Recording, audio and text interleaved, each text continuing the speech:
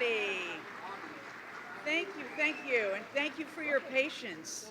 On behalf of the David Lynch Foundation, I would like to welcome everybody here this evening to what promised to be unique and an extraordinary conversation with deep and, I think, meaningful things about consciousness, meditation, creativity, art, humor, life, with two rare and incredibly engaging individuals, David Lynch and Russell Brand.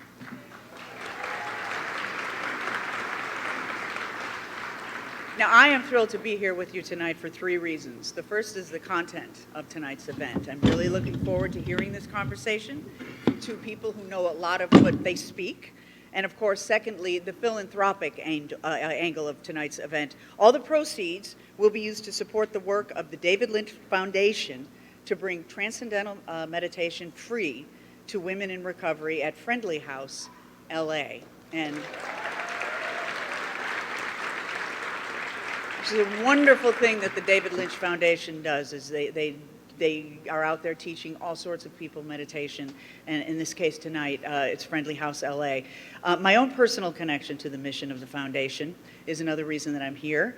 I started meditating, or actually I was trained in meditation in 1996, TM meditation. It did not stick, and in the last 6 months, I had a flash of I should start meditating. I remembered my mantra, and someone hooked me up with the wonderful Lynn Kaplan, yes, of the David Lynch Foundation, who graciously agreed to sit with me, and we meditated. And then she graciously allowed me to attend some of the training classes, and I went through the entire training again as if for the very first time. So now my partner is meditating. My good friend Laura is meditating, so there's three of us meditating where there used to be none. So it's just a wonderful thing. And my partner can't be here tonight. She fell off a curb, but she's okay.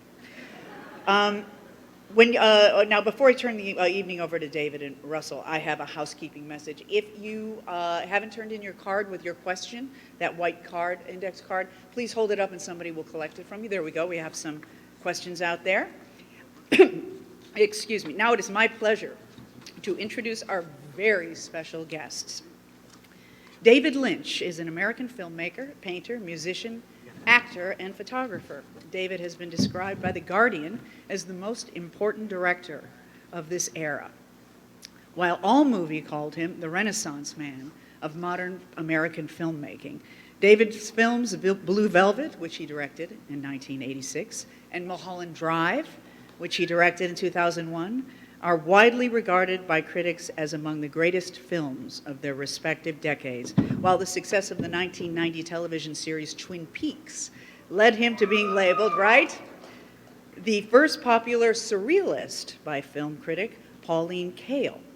David has received 3 Academy Award nominations for Best Director, has won Francis Caesar Award for Best Foreign Film twice, as well as the Palme d'Or of the Cannes Film Festival, and the Golden Lion Award for Lifetime Achievement at the Venice Film Festival.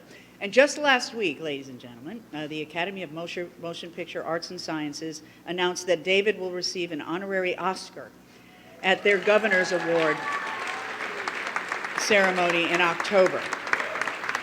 The Academy is recognizing David as an individual who has devoted himself to a lifetime of artistic accomplishment and brought outstanding contributions to our industry and beyond, and that is certainly our David Lynch. Please welcome our David Lynch.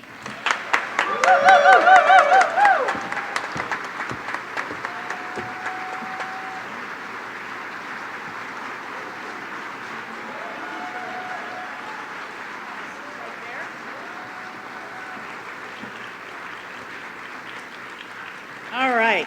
Russell Brand is a comedian, actor, and the author of 7 books, including the New York Times bestseller, Recovery. He is currently developing a new live show based around the principles of 12-step recovery. Russell hosts a weekly podcast called Under the Skin, where he interviews artists, spiritual leaders, and scientists about their work. His new book, Mentors, explores how we all choose guides, mentors, and heroes throughout our lives. In addition to being a supporter of both the David Lynch Foundation and Friendly House, Russell is the patron of several residential rehab facilities in the UK and is an advocate for abstinence-based recovery in the UK. Russell lives in the UK with his wife, Laura. Their 2 daughters, 2 dogs, 2 cats, and 8 chickens. Please welcome Russell Brand.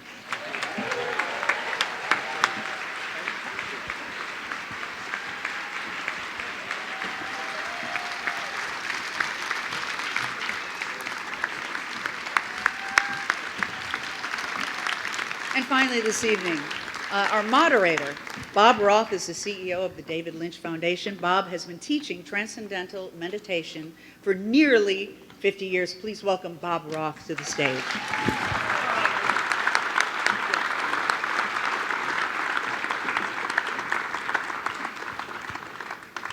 Sue Sylvester and Sophie Lennon.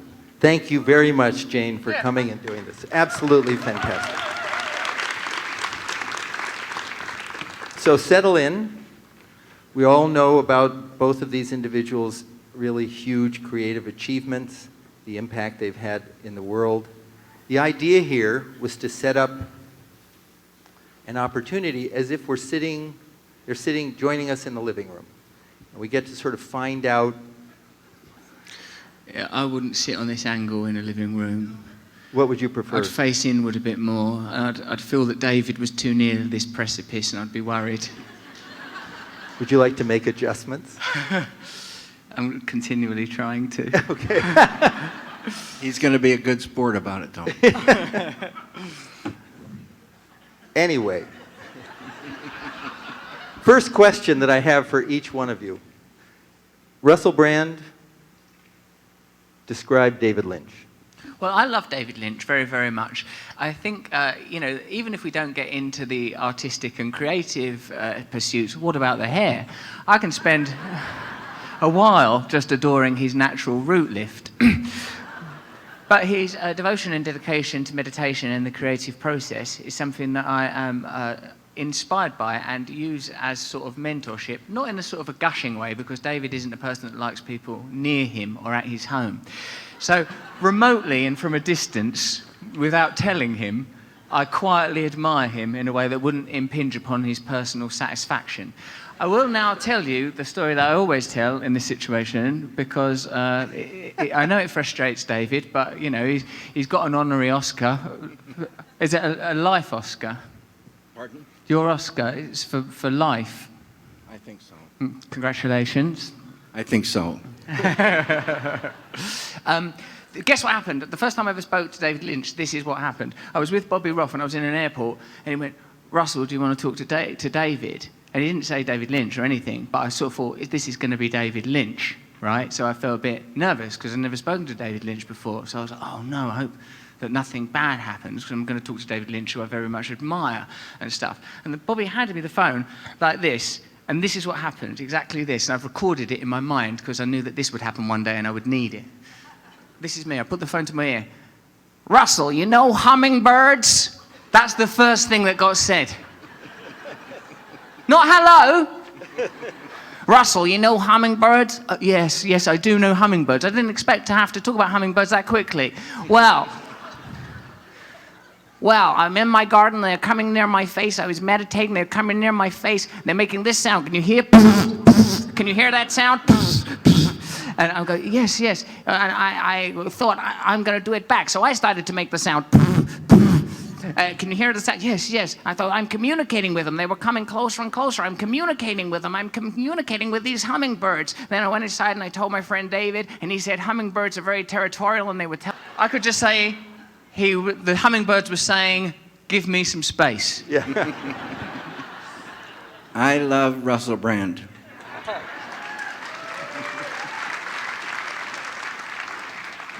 He doesn't talk much, but I love him just the same. David, these are questions that people have submitted. David, would you describe what the term transcendence means? Transcendence, I always say, within every human being, there is a treasury. And this treasury is the transcendent. It's a field, an eternal field of pure, unbounded consciousness. And it, being eternal, has always and forever been there, underlying the whole field of relativity, deep within each one of us. Never had a beginning, it's there now, and it will be there forever. And human beings have this fantastic nervous system, and we're built to experience this transcendent within if we have the proper technique.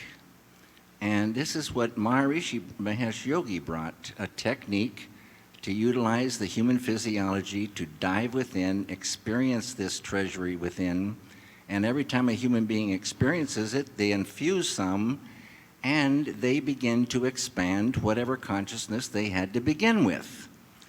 And in expanding that, they expand these all positive qualities of consciousness. And those positive qualities are intelligence, creativity, energy, love, happiness, and peace. And when those qualities of consciousness start expanding, there's a side effect. And that side effect is negativity starts to recede. So people diving within every day, transcending every day, start to see stress and traumatic stress and anxieties and tension and depression and sorrow and hate, need for revenge, despair, and fear start to automatically lift away. It's so beautiful. So, Russell, I've known you now for 10 years, 10 years. Bookie Wook 1, Bookie Wook 2, many books, Recovery, and now Mentors. This is quite an arc, quite a story, so it's quite a narrative of your life. And now, when I hear you on your, have you all seen his podcast, heard his podcast, Under the Skin?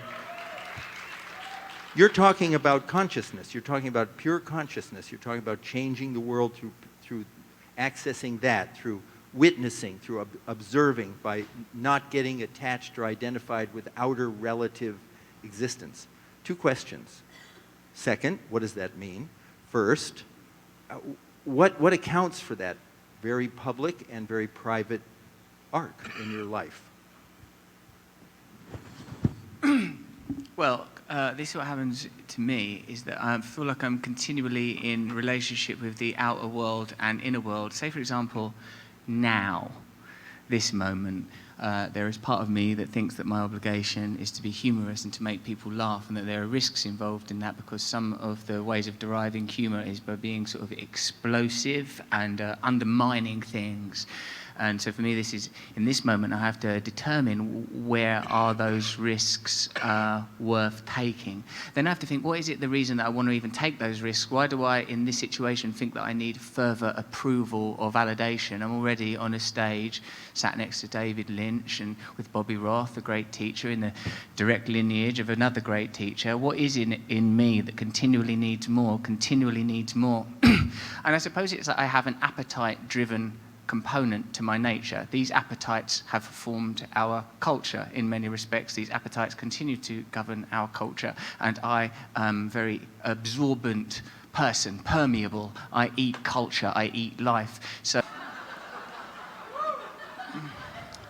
then, of course, because of these appetites, I am addictive personality, so I do things until the wheels come off, until I recognize, oh, these things are useless and do not make me feel happy. And then along the way, someone taught me, I was taught that what I'm always pursuing is spiritual fulfillment and connection. As Bob said, he taught me meditation 10 years ago, and I'm lucky enough to be, have been granted 12-step recovery. So continually, I'm recognizing, but in continual negotiation with, I want more, I want validation, I want status, I want to fulfill these drives, and the acknowledgement and recognition they can never be fulfilled. But I'm not alone in this, because the culture continually provides you with the material, doesn't it? It continually tells you, get status, take drugs, have food, operate on the vibrational frequencies of fear and desire. This is what is continually pumped. And if you are permeable, then these things are very appealing to you. So through spiritual practice and through being granted a 12-step program, I began to see that I was distinct from my biochemical activity and from my memories, and that something was observing it. And as David said, that the process of transcendence gives you,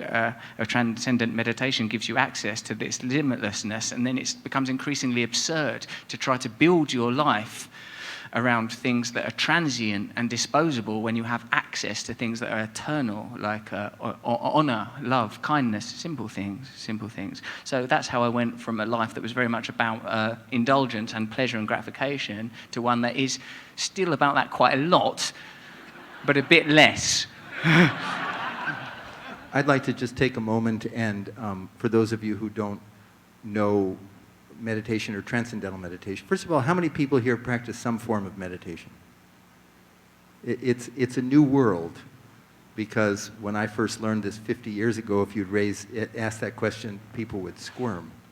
And meditation has come a long way since that time, and I think the problem of stress and anxiety is building in the world, and there is no medicine that we can take to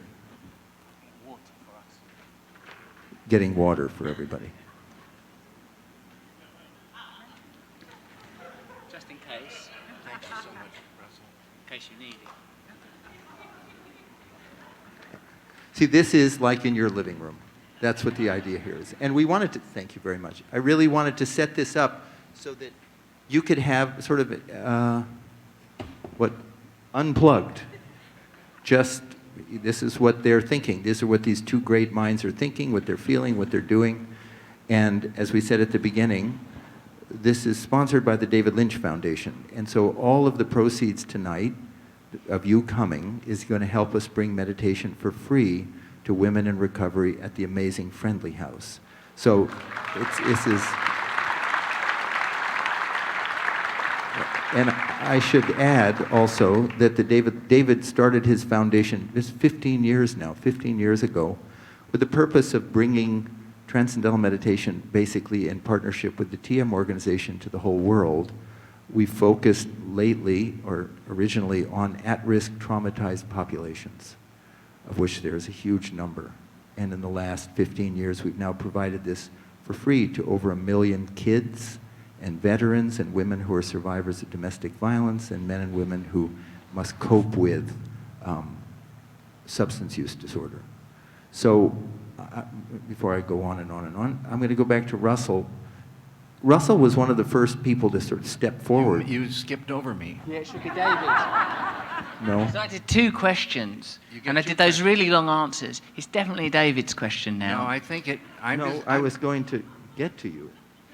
I understand. Unless I answer, when I was directing Mulholland Drive, I was trying to create sort of a dreamscape that represented the unconscious mind and I'm Jungian amazed dreaming. at how comfortable Russell is on a stage. Look at how he is like in a living room. Yeah. Okay, you answer why you started the foundation. No, I asked Russell. Oh. I asked Russell. You ask. Why did I do it? Oh. Oh, yeah. Personally, I love transcendental meditation from the very first meditation. But I always saw it as something that was private just for me. I didn't think I needed to go around telling people that I meditated, but I just loved it. And I meditated regularly. And I've been meditating regularly for almost 46 years, never missed a meditation twice a day. And I was, this particular time, I don't know why I was in Fairfield, Iowa. Why was I there? The university you went to see the... Yeah, I know that. I think maybe to speak to some kids, speak to the students? I might have been there. You wanted to spend speak winter to in some Iowa. Anyway, while I was in Fairfield, Iowa, they had the Age of Enlightenment School, 1 through 12, and they were going to put on a high school play. And I was invited to this high school play, and it was a freezing cold, rainy night. And I thought this is going to be a very tough night to get through. And I was taken to this little tiny theater, it was packed with people, and I was in the center of the middle, and there was no way to escape. And out on the stage came these high school kids, and they weren't actors, But what I saw take place on that stage was amazing, extraordinary. I saw consciousness glowing on these faces. I saw perfect timing, perfect performances, such a beautiful play, sophisticated thing with dance and music and dialogue, humor, just razor sharp. And I said, number one, every actor, every actress has got to learn Transcendental Meditation. It gives you this kind of it quality, this charisma. It was extraordinary. And I thought, well, then one thing leads to another, and I thought, you know, every kid should have this technique, because when you're transcending every day, you're unfolding your full potential as a human being. Why wouldn't everybody want that and need that? It's so beautiful. So one thing led to another. I did not, on purpose, form this foundation. It was Bobby Roth's idea and Dr. John Hagelin's idea. And Dr. John Hagelin took me to his living room, just like we're sitting in now, similar. And he had me in his living room, and he asked me, sort of sideways, I wasn't really looking directly at me, he said, how would you like to form a foundation? And I had heard that people did form foundations. And I thought, okay. And then I thought, well, yes, I'll get the foundation formed, but it won't involve any work on my part, and it won't do anything. But it was not that way. This foundation started, and it took off in such a great, great way. And this is largely due to the great Bobby Roth here, working night and day. And Lynn Kaplan, And so many yes, others. There's a lot of people that were working, lots and lots of people. And the real reason it took off is that things started changing in the world. And all you needed to do is tell the people about this meditation, this Transcendental Meditation, as taught by Maharishi Mahesh Yogi, and they got it, that this was a very special form of meditation, ancient form of meditation brought back for this time because the time demanded it. And it's available for anyone if you're a human being, anyone in the world. It's so beautiful. And people, there's so many stories about what happens to people who get this technique. It's for the human being and a profound blessing for the human beings. A follow-up question.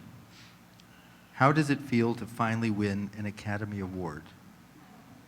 David, as you heard, the honor.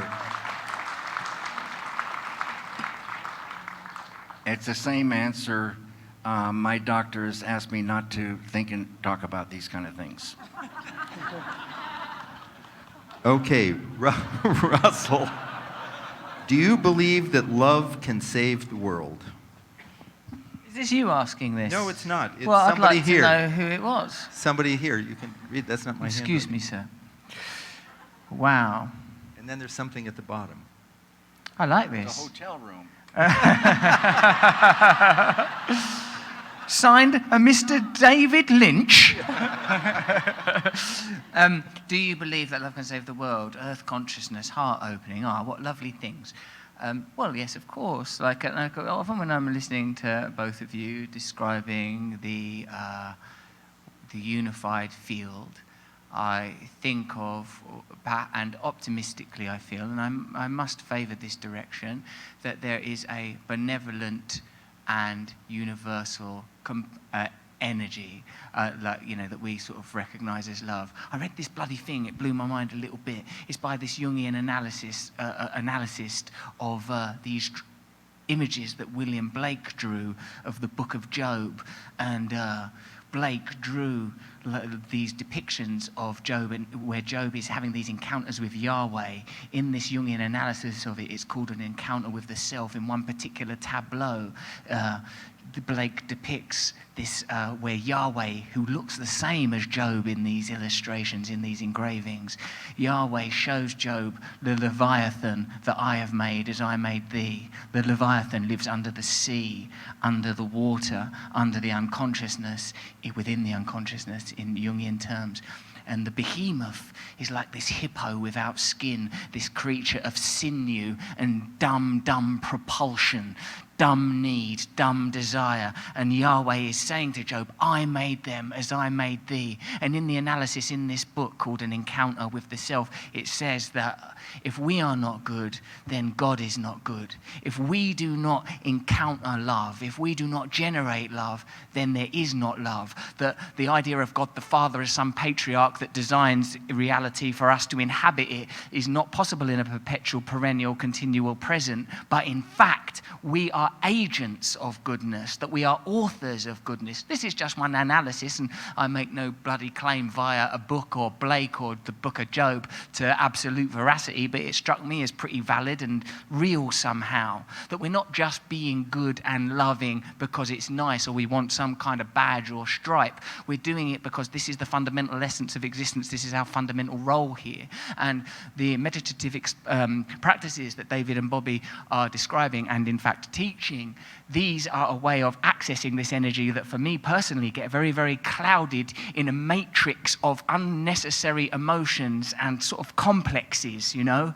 I get caught up in desire, lust, greed, self-centeredness, all these kind of defects of character. I need to transcend it. It's consciousness itself, in my case, that needs to grow to liberate me from it. And I suppose this is where, as you were saying to me earlier today, Bob, service becomes necessary. It's not enough to, oh, look, I sit on my own and I meditate and now I'm loving. I have to find ways of being useful, being loving, love as an act, love as an action. Bhakti, love.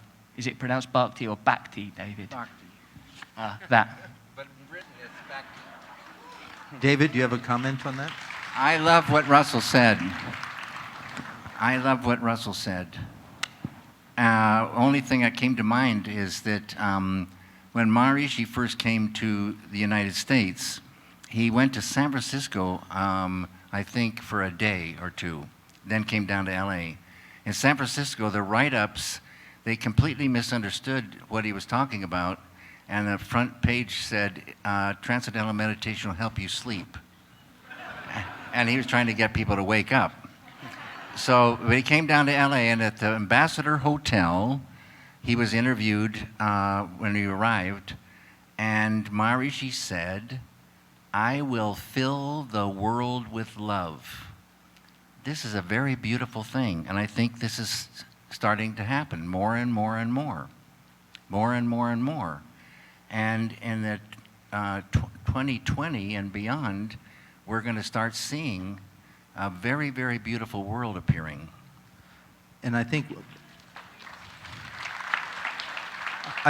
the beautiful thing about this message, and I have a question for Russell on this, is that this idea of a transcendent field, that you have an ocean and you have choppy waves on the surface, turbulent waves on the surface, but the depth of the ocean is over a mile deep, and the depth of the ocean by its nature is silent. And that is the theory or the perspective of the mind. Surface of the mind is choppy, lots of thoughts, the gotta mind, or they call it the monkey mind. That's the surface. And there are approaches of meditation that try to calm that surface mind. But then there's the recognition of the vertical dimension to our mind, that deep within every human being is a transcendent field, is a field of silence, of unbounded, the meditation text, unbounded intelligence, unbounded happiness. That's the theory, the hypothesis. And so throughout time, we've tried to access that. True happiness lies within. And it's been caught up in philosophies, caught up in religions, but in its essence, it's not a philosophy. In its essence, it's not a religion. In its essence, it's a human being thing. The ability to access that. And then all what David is talking about, and filling the world with love just means people fill the world with love. They fill that field from within. And I was so excited to have these two amazing people here because they are talking in full terms of this ancient wisdom of life. I always find that I default back in a little bit. I'm going to tell you about the default mode network and the prefrontal cortex and cortisol levels and all that kind of thing, which I'm my father's son. He was a doctor, and I love science. But I'll shut up for a moment and go back to Russell. And Russell says, Russell, would the two of you, here's a question, would the two of you ever collaborate on a creative process? David? No.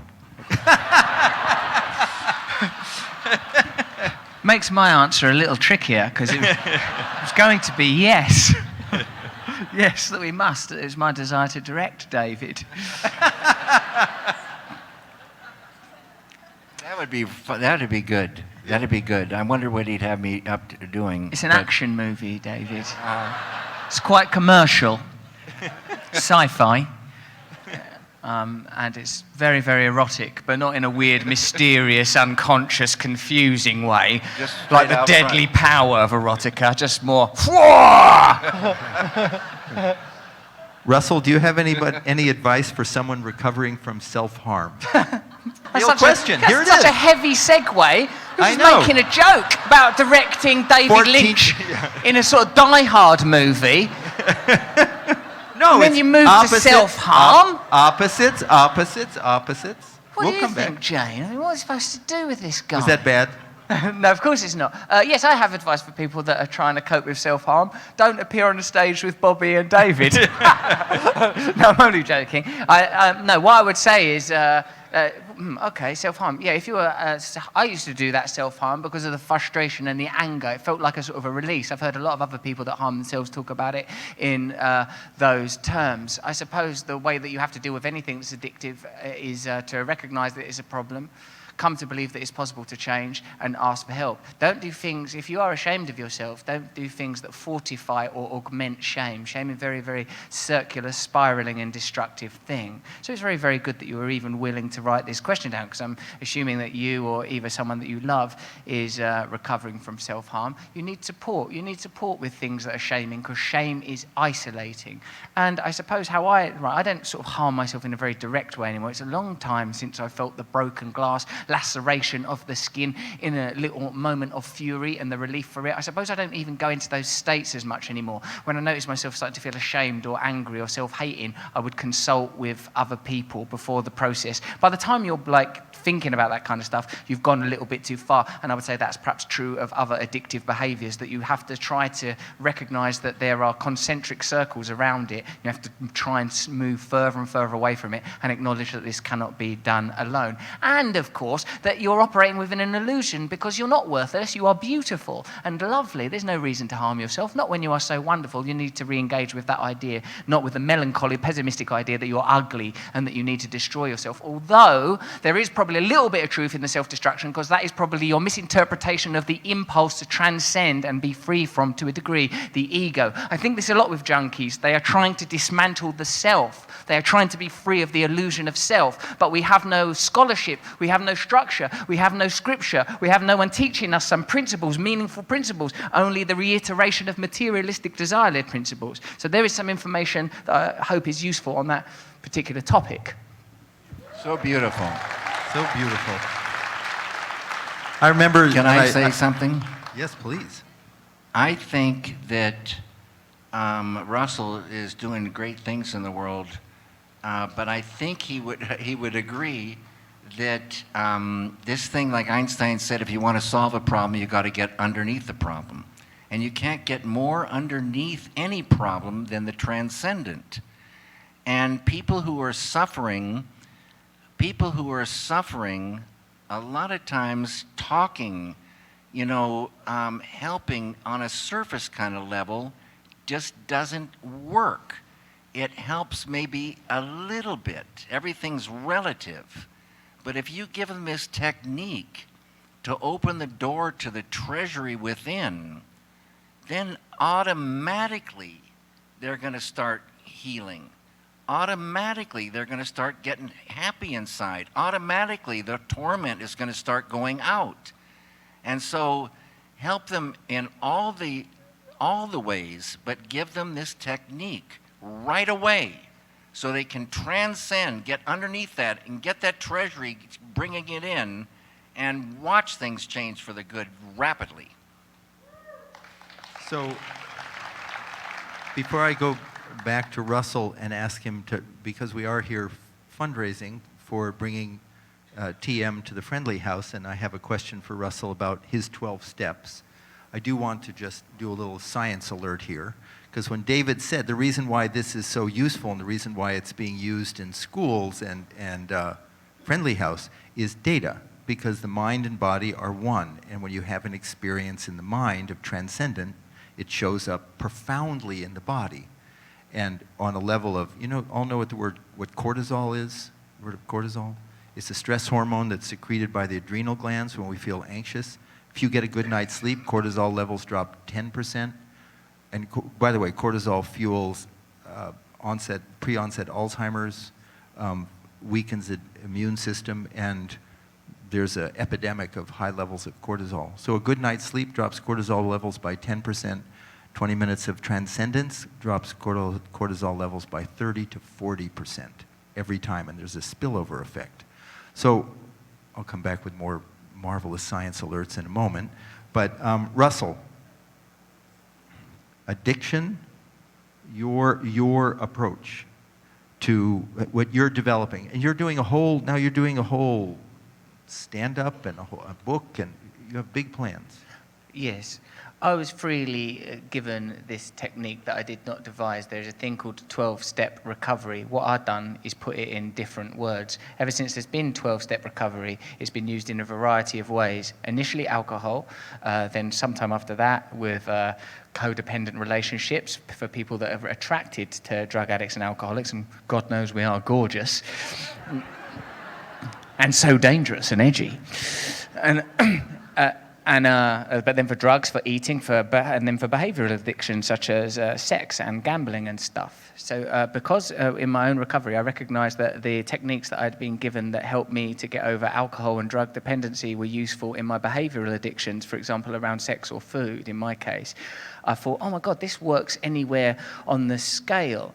So I've been trying to develop the language around it and talk about it in a more secular, but I don't mean secular in the sense as divorced from mysticism. I mean sort of, you know what I mean by that, don't you? I mean, there is great mystery and power in these 12 steps. And before David clubs me with a microphone, I will add that step 11 is we sought through prayer and meditation to increase our conscious contact with God as we understood God, meaning that a vital component of 12-step recovery is having awakened from the illusion of drugs and alcohol, you recognize that the thing you were looking for in the first place was a spiritual experience, a spiritual connection, as you always so articulately and beautifully describe. That it is necessary if you are a person that forms overt and painful attachments to the material world, and my belief is that ultimately all of these attachments to the material world will become painful, even if they are superficially innocuous. I just love this person, I just love this person. Pain is coming, pain is coming.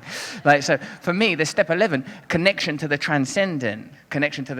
So when Bob taught me TM, I saw, this fits exactly into what I've been taught. You know, and so, so for me, it's just I feel like it can be used for anybody, that you don't need to. You're lucky if you're a crackhead because the problem is obvious. If you're a crack addict, like you don't, oh no, what could the problem be? I've got this terribly low self-esteem. Could it be the crack? You know, you're lucky because it's very obvious. But like if your problem is codependency, some food problems before they get extreme, pornography, etc. So like, I felt like I wanted to talk about it in a way that was more universal and accessible and conversational, I suppose. So that's what I've been spending my time doing. Can I talk about prayer for a second? Yes, you can. Okay, prayer. Charlie Lutz, who ran the Spiritual Regeneration Movement Center, where I started meditation, SRM, in Santa Monica, he said this very interesting thing. Prayer on the surface is like sending a letter with no address and no stamp. It's not going to get there. The deeper you can pray, the more power the prayer has. And So when you're unfolding your full potential, you're expanding that ball of consciousness. You're slowly making the subconscious conscious. And when that ball of consciousness is growing, you can pray at a deeper and deeper level. And they say that when in enlightenment, your prayer is answered before it even gets out of your mouth. So the secret is to expand that consciousness and get that prayer being more and more powerful. Get those prayers answered. This is the deal.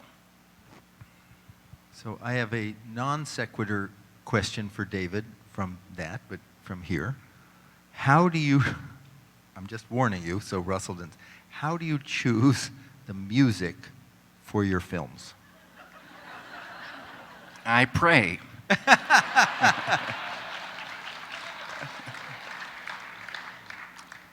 There's a thing called intuition, and this is a thing of knowingness. And everybody's got intuition. You can get more and more and more of that by transcending every single day. And it's a thing of knowing when something isn't correct and seeing a way to make it correct. And so ideas are talking to us. We get ideas, and sometimes we get an idea we fall in love with, and we want to translate that idea to one medium or another. And in the translation, every single element is super important. And so you try to get them to be correct. But how do you know they're correct? You go by the idea. Is it matching the idea? Or you go by a feeling. It feels correct, this intuition. It's a most important tool. And this works with music. The music's got to marry to the scene. And how do you know it's marrying? You intuit it. It's a thing. And you just keep working with different experiments until you get the thing to feel correct. Every element, and music's one of them, and you work it like that. Thank you. Russell, your ideas. Talk about your creative process. I would just try to Comedy, writing. stay in the moment. I tried to stay present in the moment. I was just listening to that, and like it's interesting when you're doing things in concert, when you're responsible for so many aesthetic components to make them marry together. And I was wondering if you would be able to give us an example of something that we would say like a moment where you've understood what was the right music in Blue Velvet or something. Can you tell us, is there something that anecdotally occurs to you of where these elements came together and how your intuition functioned there? No.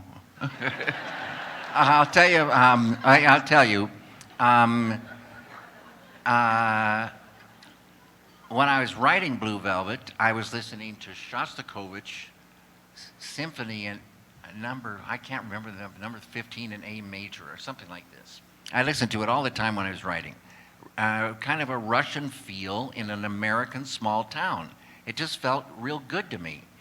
And I think a lot of the writing came out listening to this Russian composer. It was strange. And I met Angelo Badalamenti in the course of working on Blue Velvet. Big applause for Angelo. Angelo is like a brother. He is such a beautiful soul. And this beautiful music that tears your heartstrings comes out of this guy, Angelo. And so I told him about this Shostakovich, and he started writing things. And we'd work together to get this same kind of feel throughout. So it wasn't like one thing, Russell. It was like an overall kind of feel based on what I'd been listening to in the writing. Thanks. Thank you, Russell. Thank you, Richard. Tell the story of that. That was a podcast that the whole thing hasn't been released yet, has it? Yeah. Oh, it has. I What just do saw you the do in 7 your minute. spare time? You don't listen I know. to I the saw the podcast. 7-minute trailer. David and I do podcasts entirely for your edification, I you saw a entirely ignore it because you 7-minute claim to be in the transcendent, which I don't think you even believe in. 7-minute trailer, and David called him Richard, and then you came back and apologized. We selected Called that him, trailer. I That's knew how his humble name I was am. Richard. I knew it in my mind, this is Richard. And I said, Richard, something, and then a thing happened in my brain. And I realized that Richard didn't sound right. And I thought it was, I don't know how long it took, little less than a second, probably, that I said Russell. It was over 1 hour.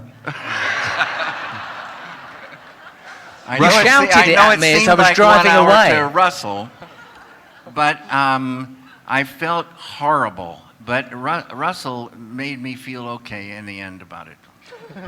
Russell, in addition to meditation, do you have other rituals or programs that you do to sort of get in the creative flow? This is a question right here. Yeah, I know, but if you ask any questions to which the answer is not Transcendental Meditation, No, I David will said don't karate say- chop me in the windpipe. No, but I said forget about saying transcendent other things. I said other things. No, that's the issue. It takes us off topic.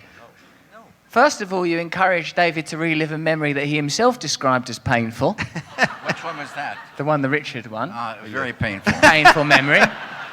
Now he's having to live it again. That's 3 times, one moment, like a perennial multiverse of agony conjured by Bobby Roth, some sort of desperate Indra beyond all worlds, creating states of perennial pain. Okay, how many lozenges have I had this evening? You've had 2 lozenges. You had No. 1 lozenge before you came on stage, and then I saw you take a lozenge out of this pocket. You showed me it, and you went, the second one. So I know. I am chronicling your lozenges, which is a new film that David and I will be making together called Chronicling Your Lozenges, where David is a bloodthirsty, vengeful man, hell-bent on destruction. We already have lozenge 2 in the works. Do Do you want to give the I've had backstory on 3 this? tonight. 3. I'd forget to tell Richard that I had a lozenge Hey. before we started. I'll do the comedy, unless you want me to start making surreal films that no one understands. Touchy. I pretend to understand to get girls. No.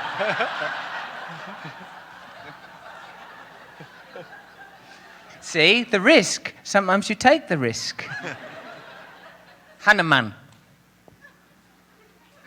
Rituals. Oh, yeah, the rituals. The Richard rituals.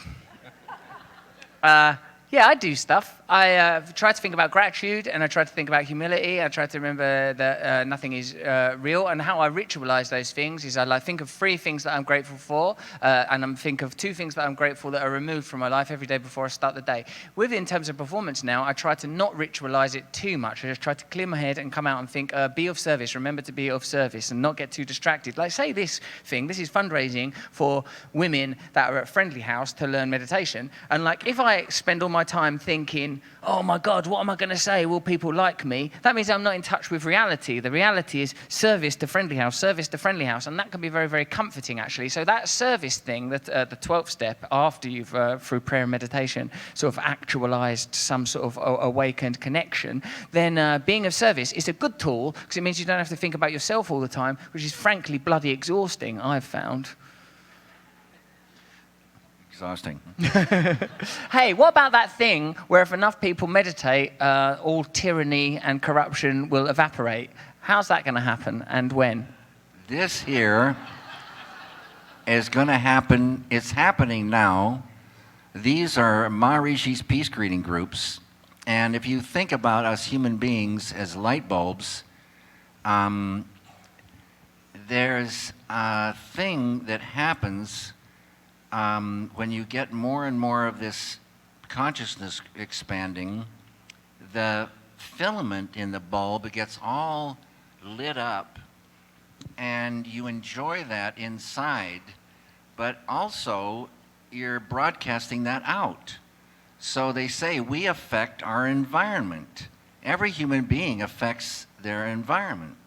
And So if somebody's filled with bitter, selfish anger and they're always in a foul mood, no one really likes to go sit with that person. But if they're blissful and, working away and filled with, great stories or whatever, you love being around them. And there's a thing that Rishi, brought out, these TM cities, that one of them is called yogic flying. And people would laugh like crazy at first because the yogic flyers are not flying, they're hopping. And so they didn't call it yogic hopping, but it's yogic flying. But I always say if I was going to shoot a scene of the yogic flyers, I would start far away and you'd see these people hopping, and I'd get closer and closer to them, closer and closer, and then I see this fantastic smile, this serenity, this kind of joy on their face. And then I'd go inside the yogic flyers and see this, tremendous gushing of golden, blissful coursing through their bodies, just intense bliss. And it's that light bulb, and the yogic flyers has gone from bright to super bright if they're in a group, also in a group of other yogic flyers. So they say all we need to change this world is a group, the square root of 1% of the population. One super group of only take 9,000 minimum number in a group. The light coming from that unity, the light of this unity of this consciousness would be so bright that it would affect the collective consciousness of the entire world and beyond. They say this light goes isotropically at the speed of light. It goes from, the center part of India to Missoula, Montana, where I was born, in less than a second, and it goes way beyond. Bliss, bliss, bliss, love, love, love. Changes all the people, just as like an individual does transcendental meditation. Now people wouldn't even have to really meditate. They'd wake up in the morning feeling way better in their body. They wouldn't feel like blowing their neighbor's head off. They'd start being kind to one another. They'd feel blissful. They'd feel this universal love coming. They'd get more energy. They'd get the obstacles to fulfill their desires would start going. It would start becoming a beautiful world that we'd all love to live in. This is real peace. This field is, peace is within us all, underlying the whole field of relativity. It just needs enlivening. And watch the wonders, beautiful things that will happen when this takes place. The group gets big enough. It's real, it's happening, it's coming to us at a theater near you. So I'm going to do a little...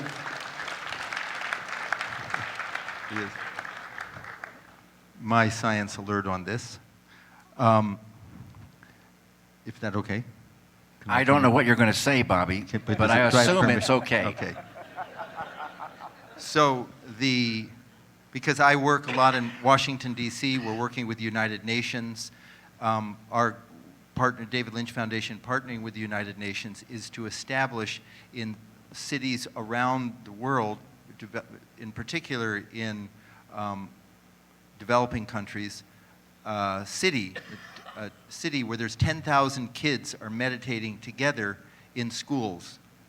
And that school, that city with 10,000 kids would become a UN city of peace. And the whole hypothesis here is that, yes, we're different from one another. Yes, we're different. And yet there's that notion, again, that hypothesis that we're connected together at a deep level.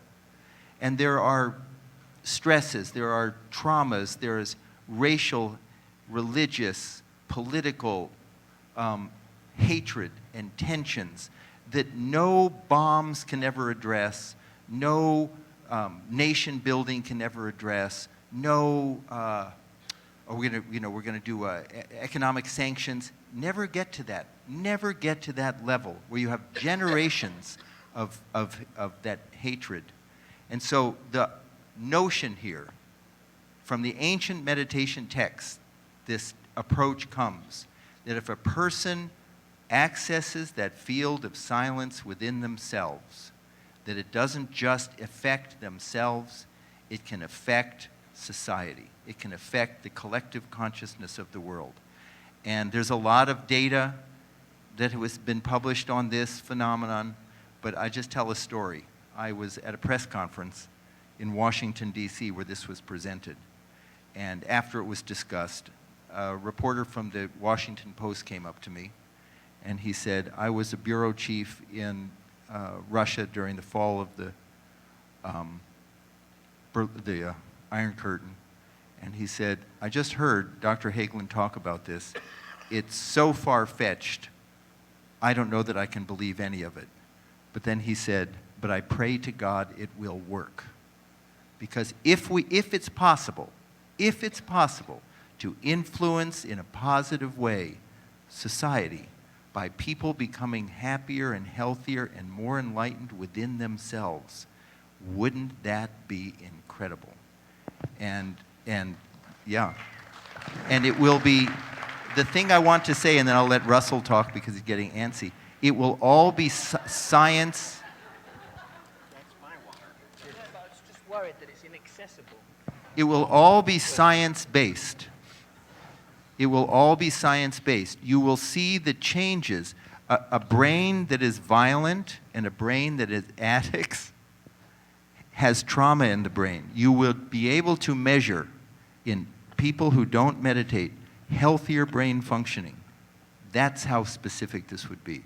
So I just want to sort of say that this is part of the David Lynch Foundation's message. It's not something that a person has to believe in. We can just produce the effects, and the data can demonstrate its effectiveness. Okay, done with my... Lozenge number 3. And it's, may I say, it's a different variety of lozenge. Okay, Russell, somebody said, how do I get my mojo back? Baby, your mojo's not gone nowhere. Your mojo's there, latent in the infinite field beyond all relativity. Your mojo's accessible to you. That summons that mojo up right now. You can feel it rising. You can feel you are nothing but mojo. Look at you. You're carnal. You're beautiful. You're limitless. There's great, great power in you. Even now, as David sucks upon that lozenge, you feel a great force within you, a great power, as if all of us are becoming interconnected into a wonderful, limitless, flowing force that will blow away the old structures and systems. Although with a machete we were hacking through a jungle, new neurological pathways happening on the level of the individual. This will be replicated on a grand, grand scale. The neuroplasticity of the individual will be reflected in societies. The mojo don't need to be got back, for the mojo is already there. Rising, rising.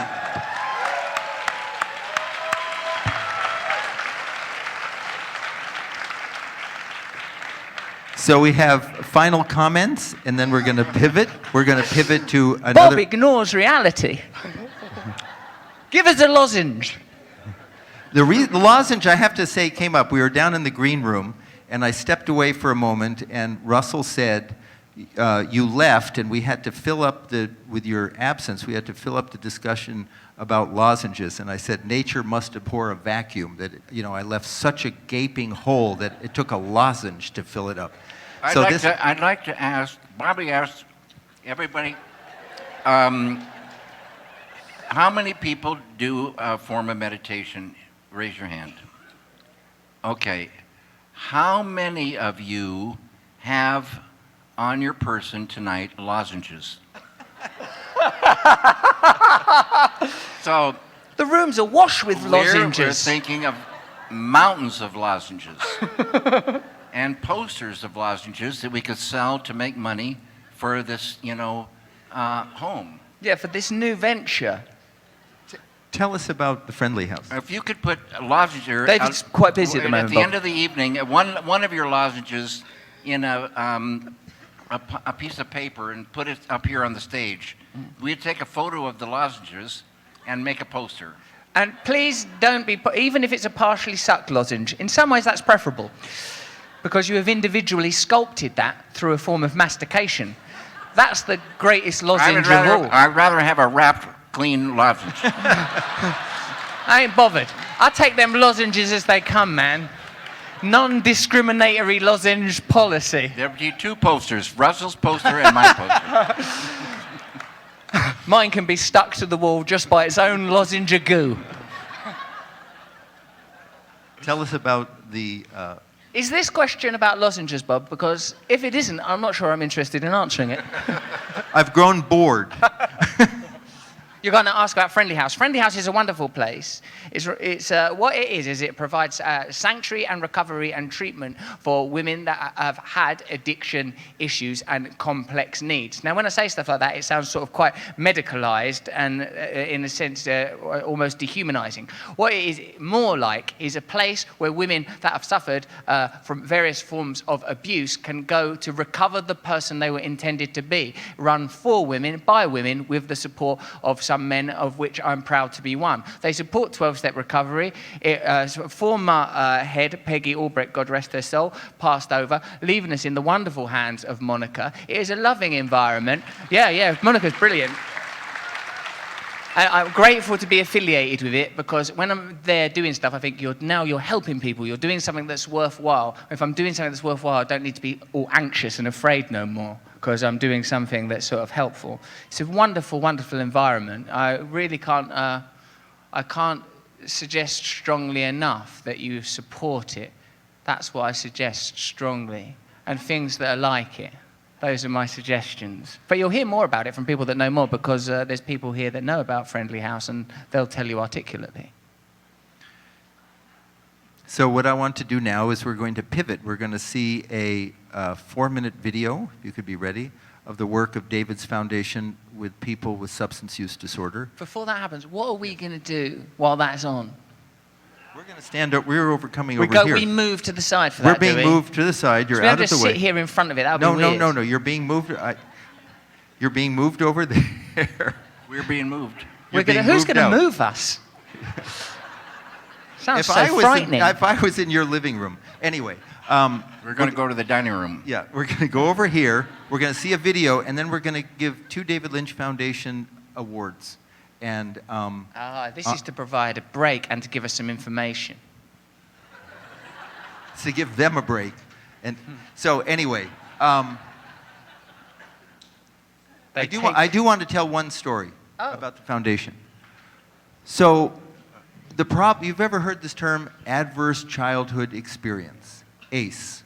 Adverse childhood experience is a term that's used to describe traumatic experiences that a child could have actually from an early age, and that's divorce, separation, drug abuse in the family, physical abuse, neglect. Did you know neglect on a child can be more stressful than physical abuse, more traumatizing? Violence in the community, guns. The teacher has a gun in her or his drawer. If a child has 2 or 3 of those adverse childhood ACEs, their life is just about set towards either incarceration, sickness, drug abuse, any of those things. The whole thing now, and nobody knows what to do about it, so the focus is now on promoting resilience, because there are 16 million children in America who live at or below the poverty level who face that kind of adverse childhood experience. They have another term called complex PTSD.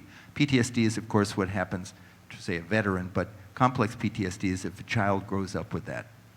So 2 years ago, the University of Chicago Crime Lab made a request for any program that could reduce stress and trauma and promote resilience in the lives of children in Chicago. So 230 organizations submitted proposals. They accepted 3. David's foundation was one of 3. And the people came, and they heard about the incredible work that Lynn Kaplan, one of the greatest TM teachers in the world, has done with her team in Los Angeles. And the first year they gave $300,000 to do a study called Quiet Time, where they had the kids meditate at the beginning of the school day and the end of the school day, transcend. The results were so significant, last year they increased it to another $1 million, which is a lot of money. And this past year, $1.3 million. And one of the things they were looking at was, could they reduce violence, particularly arrests for violent crime, among children in the toughest schools in Chicago? If they do an intervention to reduce arrests for violent crime by 5 or 10%, they're happy. The first data is out. That outcome was so significant that there's something called the Title I funding, which is what the government gives to the Department of Education to help kids and schools at or below the poverty level. So they gave us $200,000 for the Chicago program. First time the federal government's given money to teach Transcendental Meditation in public schools. Now, the significance of this is what Lynn is doing here in Los Angeles with the LA Unified School District in the public schools with hundreds of thousands of kids, and in New York City, we're doing a replication of the study with 4,000 kids. And if we get the same results, and we'll get more in those studies, it will qualify to bring quiet time and transcendental meditation to the 16 million children in this country that live at or below the poverty level. That will change the world.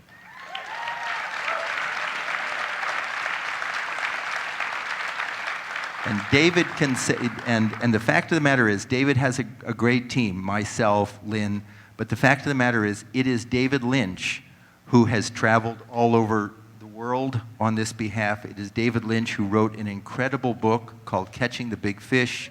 He did a film called with Sabrina called Meditation, Consciousness, and Creativity.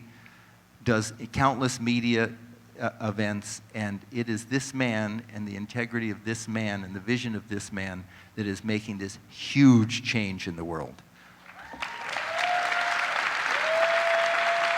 So what we're going to see now is this: we're going to get off the stage, we're going to 4-minute video of the amazing work that's being done in the field of recovery, then we're going to have 2 awards, and then we're going to call it an evening. So thank these 2 gentlemen very, very much. Very much.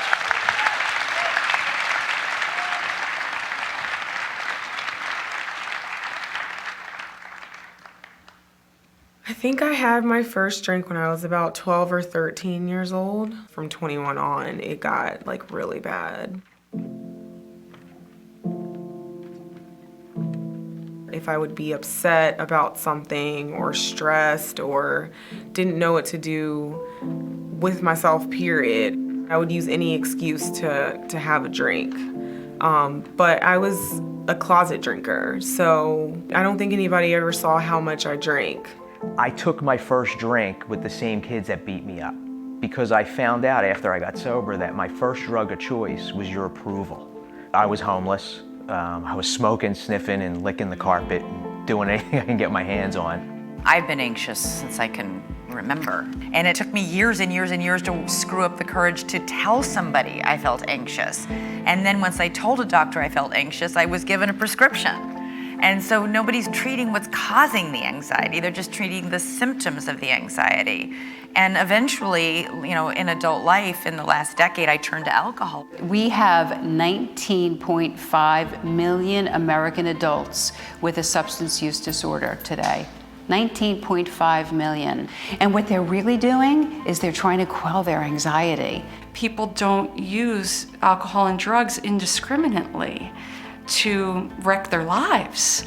They actually do these behaviors with some sort of sense, even though at the finish line it doesn't quite look like that. It looks like a train wreck, right? I always wanted to do TM because a lot of the successful people that I admired did TM. I haven't missed a day since I learned. It's been almost 2 years, and it's changed my whole program of recovery and my creative life as an artist. I've been sober, I think, 6 months now, and meditating for 5. This is the longest I have been sober outside of being pregnant. And I think a huge part of it is because of my meditation. It takes me to a certain part of relaxation that I didn't even think was possible. My anxiety is a lot less than it used to be. Transcendental meditation helped me unclench in that moment and slow down. Stress and craving and that whole intersection of those kinds of psychological variables really plays a critical role in the relapse process. And so anything we can do or offer patients to help mitigate some of that can be a very positive thing. And I see meditation in general and TM specifically as having great promise in relapse prevention. And the research is crystal clear. The research is incontrovertible. They are able to attune with themselves, which is sort of a fancy way for saying they can start to think straight. I have found it to be an incredibly useful complement and an incredibly useful component to my own recovery and my own sobriety.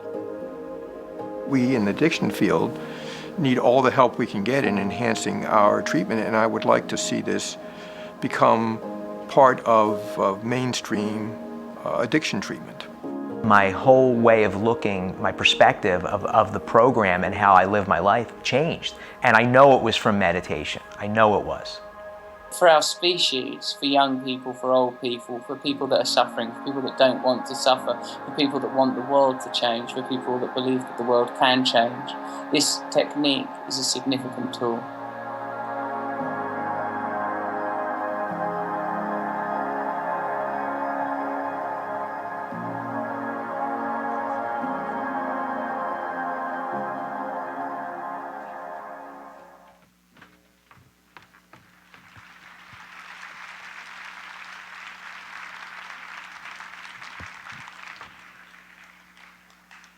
Lynn Kaplan's passion in life is working with populations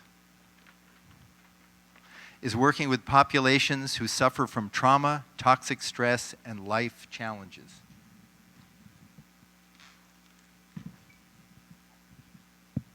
This is very important. Lynn Kaplan, been my friend for over 40 years. Lynn Kaplan's passion in life is working with populations who suffer from trauma, toxic stress, and life challenges. She became a meditation teacher when she was 21 years old so that she could give people the powerful tool of transcendental meditation to help them prevent the buildup of stress that can lead to mental or physical health crisis. She began working with the David Lynch Foundation when it began in 2005 and helped implement one of the first quiet time school programs in Hartford, Connecticut. This is a school that had 5 different gangs, fully armed security guards, metal detectors, and multiple fights every day. After just 1 year, the school climate transformed, the metal detectors were removed, and the security guards didn't have to break up fights. Fortuitously for this city, she moved to Los Angeles in 2010 and found the perfect community to teach this meditation to inner city students through the LAUSD, the Los Angeles County Office of Education, and with a number of public charter schools.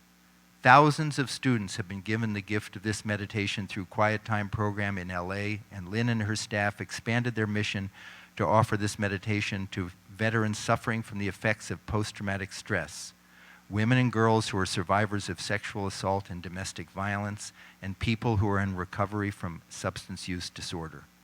Lynn Kaplan is grateful every day for the opportunity to teach TM through the David Lynch Foundation and serve the community where her heart is deeply, deeply devoted. Please join me to give that was a wild conversation. Please join me in giving a very heartfelt welcome to a beautiful, beautiful soul, Lynn Kaplan.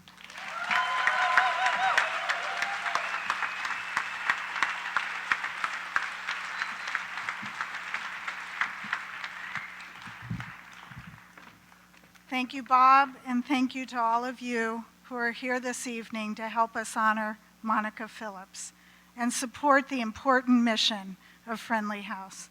Friendly House is the first women's residential recovery program in the United States. It began in 1951, is 68 years old. It is my great privilege and joy to give this David Lynch Foundation Award to Monica, the Executive Director of Friendly House, who, with unwavering dedication, commitment, and service, has helped women and families who have been devastated by the disease of addiction.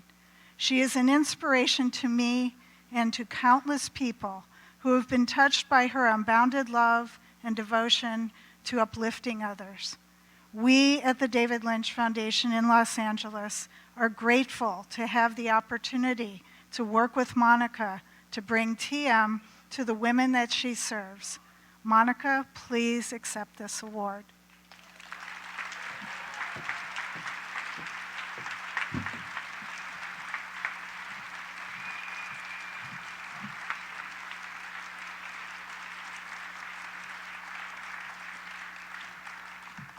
Hi, everyone. I just stand in front of you with such a heart filled with humility and gratitude.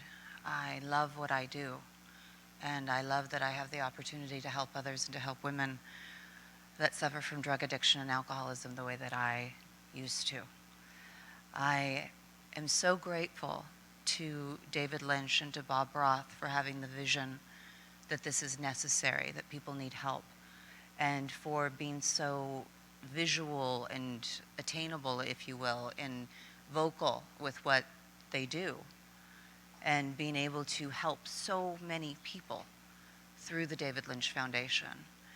And I have so much gratitude for Russell Brand. I've known Russell now going on 9 years. He and his family are so dear to me. And he has done so much that is beautiful for Friendly House and for people in general. He gave us the opportunity 9 years ago as Friendly House staff to go to the David Lynch Foundation, and that I was able to learn how to do TM, and to have this award presented to me by my TM teacher is amazing. It's amazing. It's beautiful. So I am very, very grateful to the foundation for giving us this opportunity. And I would also like to say that in a room this large, I know there's various recovering addicts and alcoholics in this room that share the journey that I've been able to be on, which is really, as David kept saying, beautiful. And I know that in a room this large, there's a lot of people in this room that have not come forward yet, that have drug addiction and alcoholism. And I want you to know that there's a solution and that you matter, and I see you. Then I'd like to help you. Even though we help women only, if you're an adolescent or if you're a man or if you're anyone in need, please call me. It's very easy to get a hold of me at Friendly House. I know a lot of good people and a lot of good facilities that can help you. So thank you again. Thank you.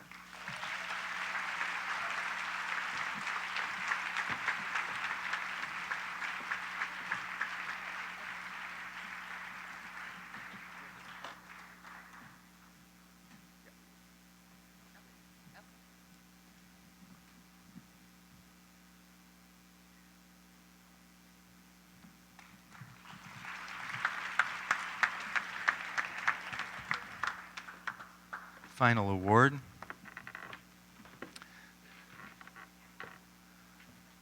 Russell Brand in one of his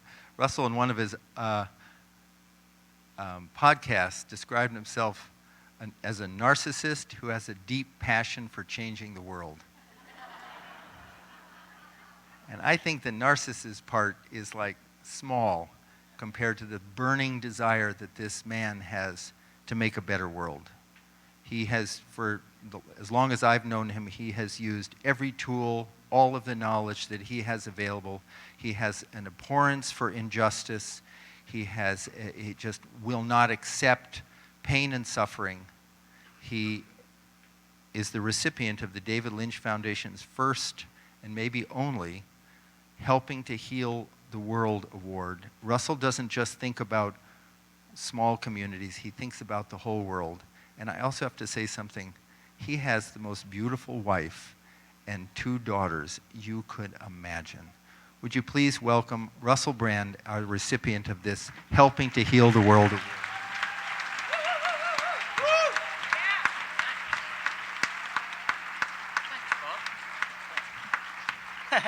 You give me that. Tried to take my award away seconds after I'd received it. Bob, thanks for this lovely award. Thank you for allowing me to participate in this event. Didn't Monica do well with her lovely speech? Wasn't that delightful?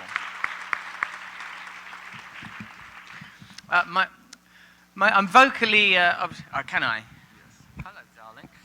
Thank you. Orally obstructed because people have talked about lozenges so much that when I saw one, I just unthinkingly ate it. And that is the nature of addiction. Now I've got to have lozenges. I've got one in my mouth. It's pretty good, actually. So really, I mean, I do love that you've made up an award for me. I'm so grateful. Thank you very... I mean, I suppose, but as my wife said, like, all awards are made up, isn't it? Like the Nobel Peace Prize, which, you know, this is a bit better than in my... Still made up, isn't it? I love my award. Here it is, look. My award. Thank you. I like that it's helping to heal the world. So there's so much room for ambiguity. Sort of he seems to be contributing in a general way. He's not actively obstructing. Here's an award for contradiction, for trying to bring down peace. Oh, no, I really love this award. Hold on. Now, I was told that when I got this award that I had to do something productive. Is this that now? Right. If you're watching this on the internet, right, this is how you can donate. You have to text the word meditate. I remember it distinctly. Here it comes on the board. If you're a person that's actually here in this room, presumably you've already bought a ticket, so don't feel overly obliged. So I don't feel like I'm shaking you down after we've already got you in here. I'm still sort of blown away by that thing that it only takes 10,000 of us to meditate for the shackles of tyranny to melt away. I'm going to try it as soon as I get in, I think. Well, it'll be one of the 9,000. I can't, literally self-subdivide. But if the awards keep coming, So listen, text meditate to donate 50 quid or dollars in your language. Text change to donate 25. And text TM to donate $15. The thing that you, in my opinion, I would have done it the other way around because you've got to text a longer word to get $50. So even, that's counterintuitive. It's a harder thing. You should say... What if it's like text Transcendental Meditation? Oh, it's terrific to donate $1,000. I mean, you're too demanding. What's like to donate $500,000? Type out all of Tolstoy's works from memory. Me awards bring this is a good metaphor for the nature of the ego. The award's actually starting to weigh me down and impede me now. Don't get attached to material things. I've said it before, I'll say it again. And then I was told in this wonderful way, just as often at events like this, someone will come up to you before the event and make the most preposterous request of you. And in this case, it's this moment. They went, if anyone here, thanks, Bob, if anyone here is willing to donate $1,000, you can come and meet me and David Lynch backstage. And I said to David, have you ever done anything in your life that's so adjacent to sex work? I won't tell you his answer. No, it was actually no in his case. So if there's anyone here willing to cough up $1,000, bag of sand, my language, $1,000 in yours, then you can come back there and me and David will jam you full of lozenges. Get away from me. Yeah, go on. So what the money is going to do... Oh, right. It's going to help. That's so good that there's context. Yeah, because it goes to Friendly House. It's not like we're going to spend it on more lozenges. It's going to help the waiting list of women who are desirous of learning to meditate for free. Our teachers are going in there. That's good. Yes. Our teachers are going in there just basically volunteering their time, but they need some coverage of what they're doing. So please take a moment while Russell and I are here and take a moment at $15, whatever you want to do, or the $1,000 for Russell's. What if there is someone watching this on the internet? No, come here, you. Well, it didn't seem right you having that microphone. It was troubling the whole time it was going on. Imagine if there's someone watching it on the internet now and thinks, my God, I could get there with $1,000. I'd love to see that happen, especially after you all went through that grueling handbag search. That was taxing, wasn't it? Didn't they? You had to walk through a metal detector. I thought there can't be. What are you going to do with $1,000, are you? Oh, right, there's a woman here giving us $1,000. Round of applause. Go over there. To those people. Hey, what's your name? Huh?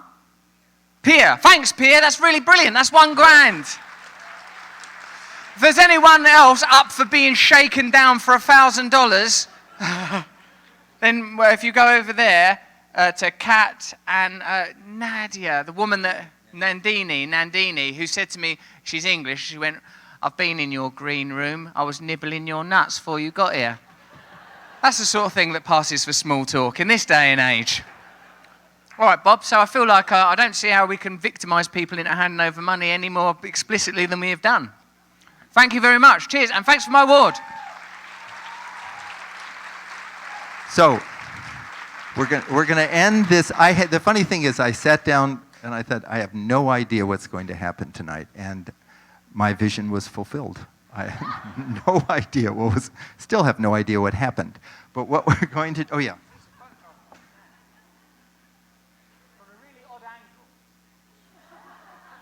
That's my ear. Anyway, we're going to conclude with a 2-minute video of children meditating around the world. It is the message of prevention.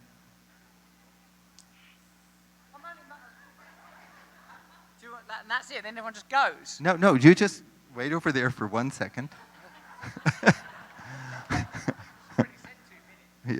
2-minute video, and then David, we're all going to come back out for a final thing. But the whole message is prevention. We have to prevent and give resilience to children all over the world. We can't ignore it. The problem's not going to go away. So if we could watch this, and then we'll be right back out.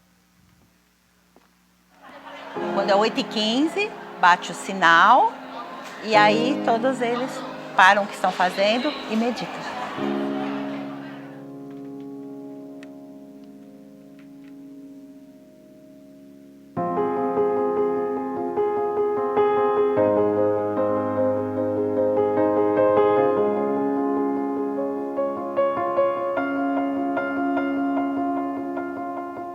A través de la meditación empezamos a ver que se están alejando de las drogas. Hemos combatido la cuestión de las peleas, las agresiones. पढ़ाई में भी मदद मिल रही है, जैसे आसपास में मन भटक जाता था, अब वो भी नहीं हो रहा है, और अंदर के बहुत सारे रोग, बीमारियां, वो सब भी अब दूर हैं.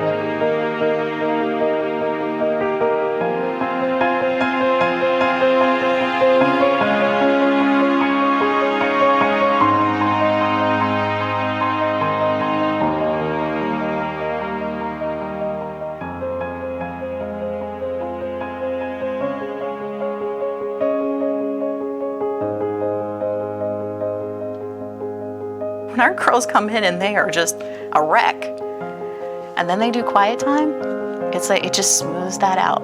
And they walk out of the room feeling normal, feeling centered, and that's huge.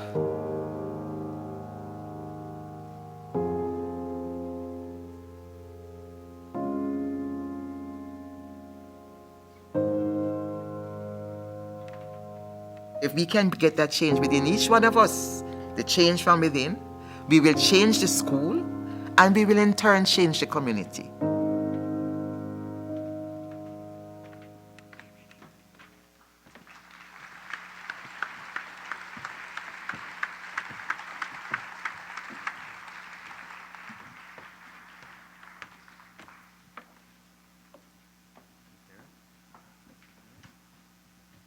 Where's Russell?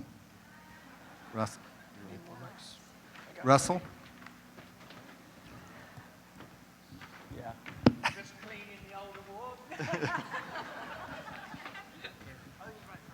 I want to thank all of you for coming here this evening. I want to thank Lynn, Monica, David, Russell, the wonderful Jane, and for this amazing evening.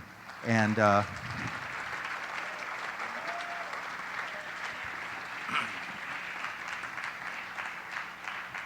A short verse from the Vedic texts.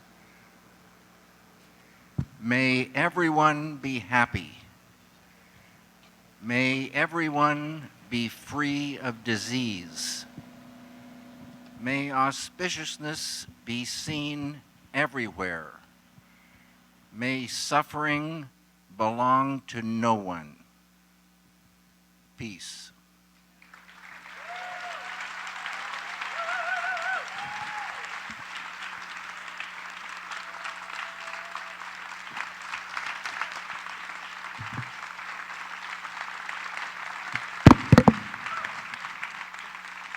It's a nice period. Bye.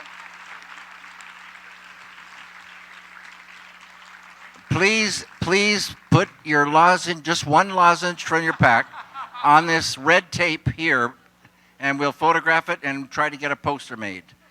On the red tape at the front of the stage, one lozenge from your pack